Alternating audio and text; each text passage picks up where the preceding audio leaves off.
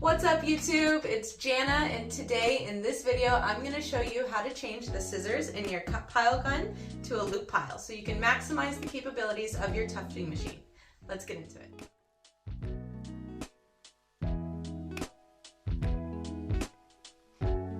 Okay, so first things first is we're going to want to kill the power, not only turn the machine off, but I recommend also unplugging it. Just to be totally. You're going to need a few tools. Some of them come with the spare parts bag in the box itself, and some of them you will need to source on your own. In the spare tool baggie is your loop pile mechanism, which we'll need in a second. Also, you will need a screwdriver, a wrench. This is 8 millimeters. It fits perfectly for the nut right here, and an Allen key, which comes in the spare parts bag. So get all of those out. We're going to need to remove these screws here, as well as these screws here. So we're going to use this little Allen key, and we're going to go ahead and start with this side here. All right, now that these two screws are loose, we can remove this entire piece from the machine. And then we're going to go over to this side and do the same on that. All right, now both screws are off. I've set this part to the side as well as the other two screws. Now this should come off just like that. Set this to the side as well. We're going to go ahead and move our machine from being on its butt to now being upside down, because the next step is to take this little nut right here off with our wrench. So you're going to want to loosen this nut with an 8 millimeter wrench. And then you take that and set it to the side. Now we can remove this. And this entire housing, be careful because this will be loose. You want to save that little washer. Now this entire housing can come out of the machine. So this is where your scissors are. This is what cuts the yarn every single time you feed yarn through the machine and you're pulling the trigger. That's what's causing the snips. We're going to take this off by removing this screw, and then we're going to replace it with the loop pile piece.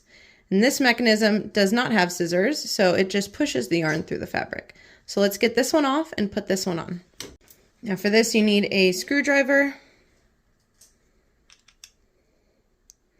Now this screw is a little finicky. You do not want to strip this one. So I recommend don't use a wrong size screwdriver. Use like a traditional size. This one, even though it's short, it still has the right tip.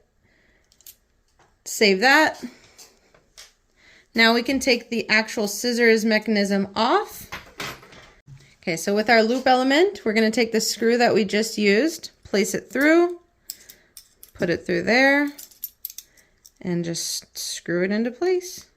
You're more than halfway through. All you need to do after this is put the piece back together and you're ready to tuft. All right, there you go, nice and tight. It is attached. So now you can grab the machine again. We're gonna go ahead and slide this back onto the arms here of the bars. Then we're gonna put the whole thing back together. Bam. Now that it's on, you're going to want to put this washer back into place and then bring it all the way back so that your bolt fits in the screw here. Then we take this nut, no pun intended. Then we take the nut and we tighten it.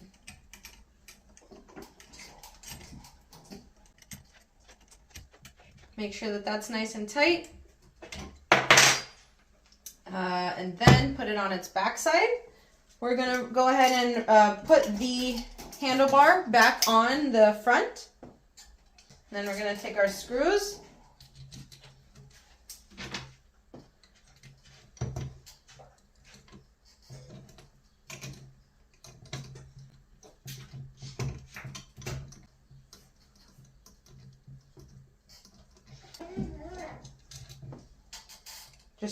and then we should be able to tuft.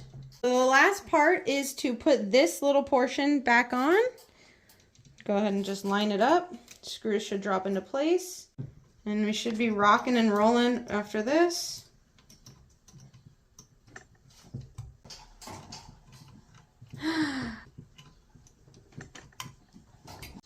All right, so we've got the machine back plugged in, turned on.